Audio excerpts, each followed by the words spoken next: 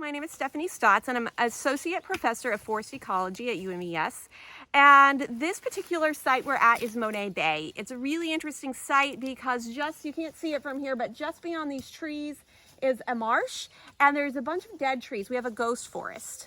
And we are trying to study the processes that happen as sea level rises.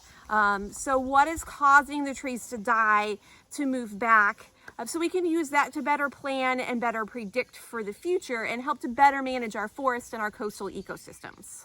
My name is Paola.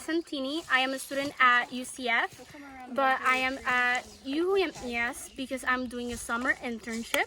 I am a freshman. I am going to be a sophomore next year. Right now we are coring the trees and I'm doing the deviation measurements plus tagging them. If they don't have a number, we gotta make sure they have a number to identify the tree if we ever need to come back.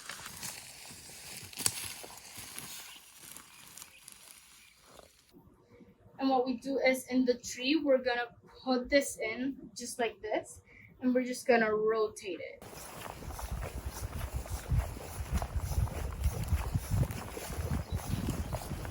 I'm Chelsea Elise Tobacco. I'm a rising senior at Sussex Academy. I'm all the way from Delaware. My name's Samantha Jakowski. I'm a master's student at UMES. I just started with this project in the spring. All right, how you doing? My name is Charles Smith III. I'm actually a junior here at the University of Maryland Eastern Shore. Outside at a place called Monet Bay on the Eastern Shore as well. Right now we're coring these loblolly pines here. This is a low forest, so as you can see, there's not many live trees around here. This is turning into marsh.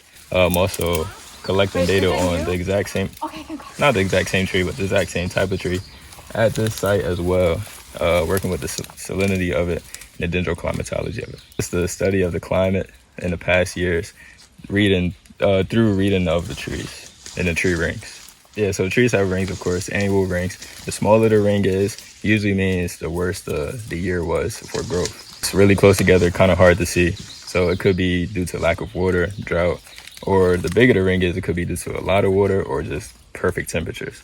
So different things like that, if you can read it and see like a span of 5 years where rings are really small, then you can tell that was probably a drought. Or if it's like 5 years or 2 years where rings are like super big, it could have been a hurricane that just came through. Once all of this, like most of it is in the tree, we're gonna grab the needle and we're just gonna put it in.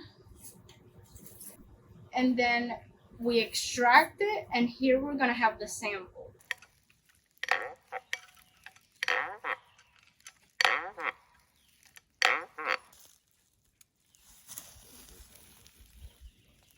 Go as further.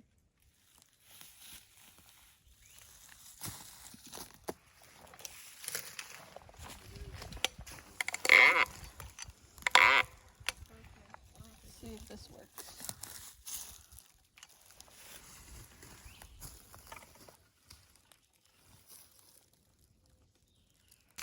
The center would be like a little bit over this way. Okay. And that's kind of what we're looking for to hit that center point. But this is about halfway through the tree, which is what we want. I have some samples over at the oven. Here we can see these are the samples from Delaware, and these are the samples from Maryland that we took the other day. So I'm just gonna take these over to this other lab. We're just gonna take a knife and just cut it right at the middle. We're just gonna place our sample. 2.45 grams for this one. We're gonna take the ruler and we're gonna measure from that core area over to that pit. And we have the DBH, which is just the circumference of the tree. The length to pit will be that 22.4 measurement that we just got. Then we have the radius and the area of the tree, which is calculated with the circumference. We also have the conditions reported, if some were attacked by birds, insects, dogs, etc.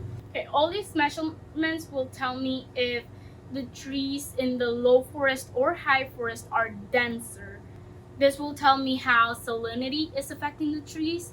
And one field observation that we can see straight up is that the trees over at the low forest are much smaller than the ones at the high forest. We calculated sea level rise with GIS modules. We assessed how it'll affect land if there's a sea level rise of 0, if there's sea level rise of 4, a category 4 hurricane, and a category 4 hurricane with a sea level rise of 6.